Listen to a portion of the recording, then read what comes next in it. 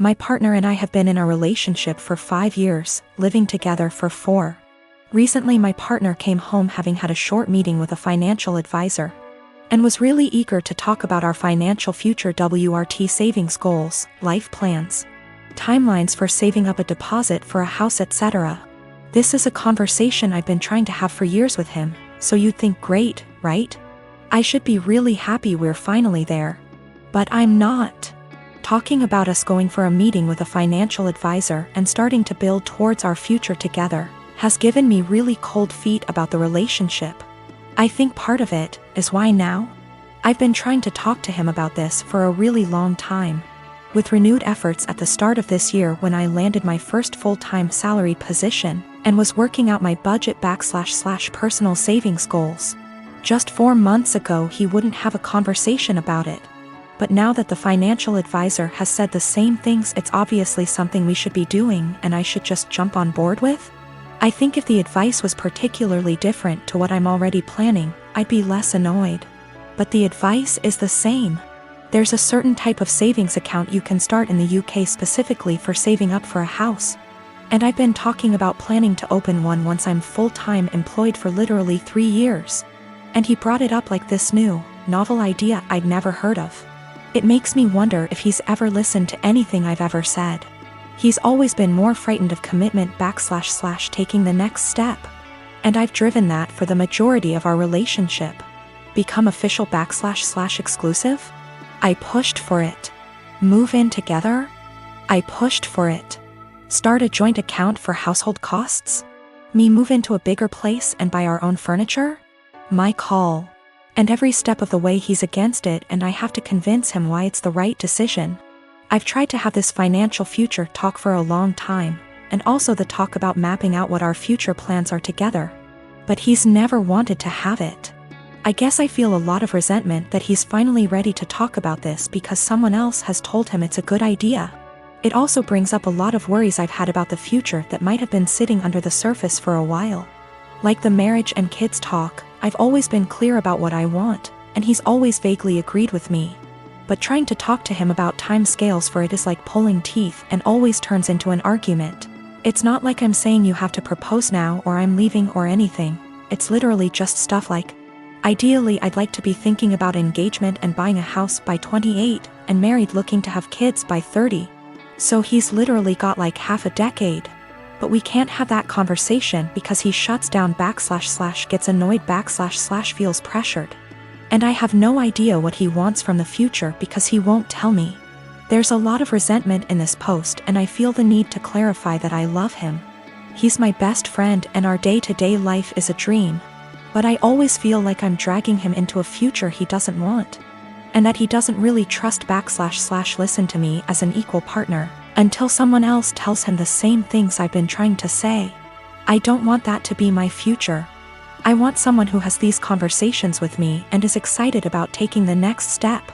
This feels like it has been one of the biggest underlying issues in our relationship that we've never been able to address.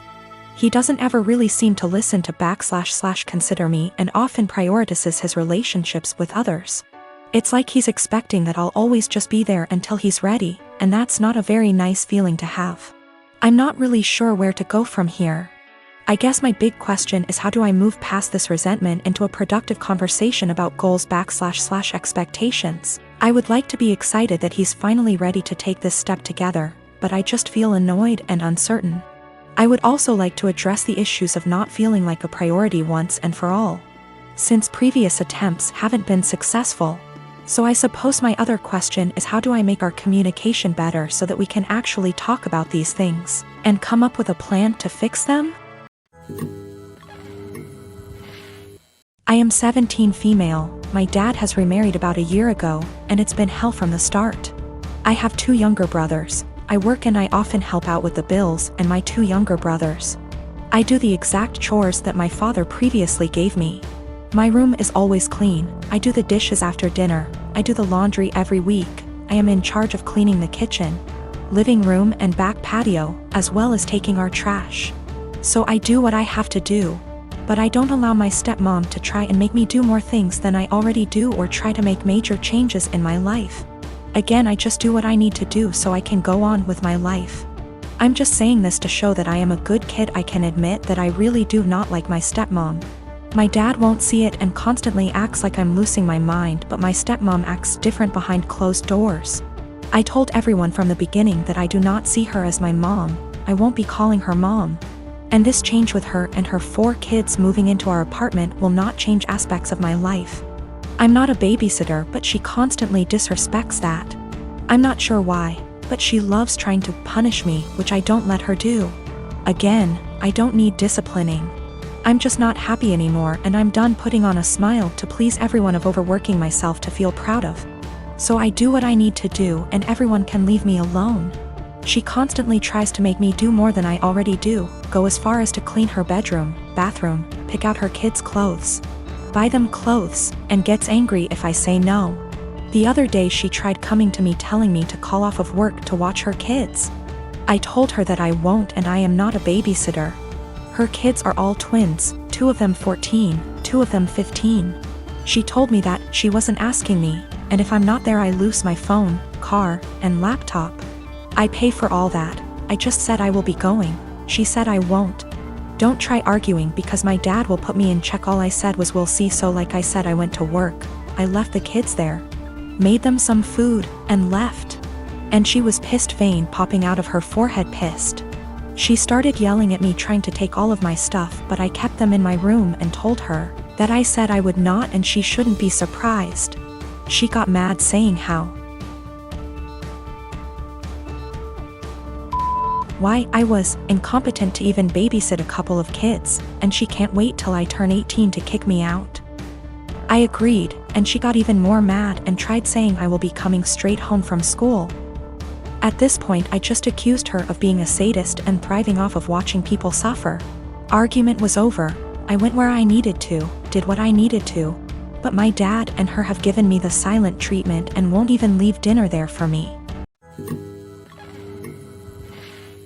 My best friend and I are quarantining at our apartment together. She's trans and has had trouble growing her hair out, so she wears wigs. She has some really cute ones in other colors that she wears for fun and stuff. But she has a standard everyday wig she wears most of the time. Lola never got the traditional girly childhood, so we've been making one for her in quarantine. We built a fort in the living room, have been making friendship bracelets, playing summer camp style games. It's a lot of fun. Last week, Lola mentioned to me that she wanted to start a quarantine diary so that she could document her experiences for future generations. I actually thought it was really cool, and then we got on the topic of journaling and I told her about my first diary. One of those flismy lock diaries that every girl had as a kid. We bought matching ones as part of our Give Lola Her Childhood Back crusade. They took a little while coming in, but we got them on Friday. Saturday night, some of our friends from college decided to do an impromptu girls' night in. Lola was in the shower, so I answered the Zoom without her. Lola is not out to anybody at our college and I respect that. This is her fresh start and she has a right to decide when she wants to come out to these people, if at all. I know I wouldn't 100% trust some of the people at our school with something as personal as this. We were talking about what we've been doing in quarantine and I mentioned that we had gotten the diaries. I said it was for the nostalgia and they wanted to see the diaries. We left the box in Lola's room, so I went in to show them. Lola and I go into each other's rooms all the time. We're basically sisters to one another, and it's just about second nature. When we were younger, we had keys to each other's houses. I didn't think anything of it. I flipped the camera to show the diaries and didn't flip it back. I got distracted by a cute choker on her dresser and forgot that the camera was flipped back / there was anything to hide. They knew Lola has worn wigs out to parties / the club / etc., but her everyday wig was right out in plain view, and one of our nosier friends asked what the new wig was. I completely blue screened and someone else realized that it was Lola's hair. I genuinely had nothing to say. They were asking why Lola wore a wig and I had no explanation. I didn't want to out her. Someone else came to the conclusion that Lola must have cancer or alopecia or some other horrible thing that causes hair loss. They've decided that she was just too embarrassed to say, and they all started going on about poor Lola, etc. I just didn't know what to say and I said it wasn't my place to confirm / deny. I hung up and immediately told Lola. I apologized profusely, and I know how badly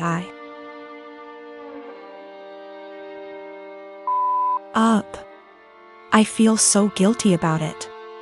But, understandably, she's upset. Now, she's being forced to decide whether or not to out herself. Lola, understandably, doesn't want to lie about having some serious disease, and people are already trying to show support. At the same time, though, she doesn't want to have to come out. I don't know what to do. I want to support her, but she doesn't want to even see me right now. I am one of 4 kids. My older brother P, who I no longer have any contact with, my younger brother J, who is no longer with us, and my youngest sister K. Recently P's children, 2 girls and 1 boy, all in their late teens and early 20s, reached out to me and expressed a desire to have a relationship. I have 0 contact with their father and swore that I would beat him black and blue if I ever saw him again. My oldest brother P was always the golden child. No matter what he did, my parents always had an excuse for why it was not his fault. Bad grade? Teacher had it out for him. Cheating on every single one of his relationships? Good thing you did it to her before she did it to you. That one was my personal favorite. He also used to torment Jay and I constantly when we were smaller than him, until in high school, when I hit a growth spurt and sprung up to about 6 feet 4 inches and 230 pounds worth of muscle. After that I became the typical jock type. Played football, partied, bunch of friends, etc. Well, my younger brother, Jay, didn't get as lucky and stayed pretty small and scrawny throughout high school and college, only getting up to about 5 feet 8 inches, and didn't have a super active social life. Despite the difference in our schooling experience, I was always very protective of Jay, especially since we were always having to put up with P's bullshit, which stopped once he realized I could pound him into the ground and not break a sweat, as he was also a lot smaller than me at only 5 feet 10 inches. Not much to say about Kay. She was a great younger sister and P didn't dare mess with her or he would incur the wrath of our mother. So, in the late 90s, Jay met his first real girlfriend, A, and was over the moon about her. He spent every spare moment with her, and when he wasn't with her, he would do nothing but gush about her. I had never seen him so happy. Well, one day, he comes to us, all smiles, and announces that A is pregnant and they are expecting. The mood quickly turned, however, when a week later it came out that A had been cheating on Jay for the duration of their relationship with our older brother P. This broke my brother, and of course P, being the golden shit that he is, didn't even get a disappointed glance from our parents. To this day I have never seen someone look so broken as Jay had looked the last time I saw him. I believe his heartache was only compounded by the fact that my parents basically told him to get over it and be happy for our brother. Well, about a week after this revelation came to light, Jay took his own life. I had never been so sad and angry at the same time in my entire life.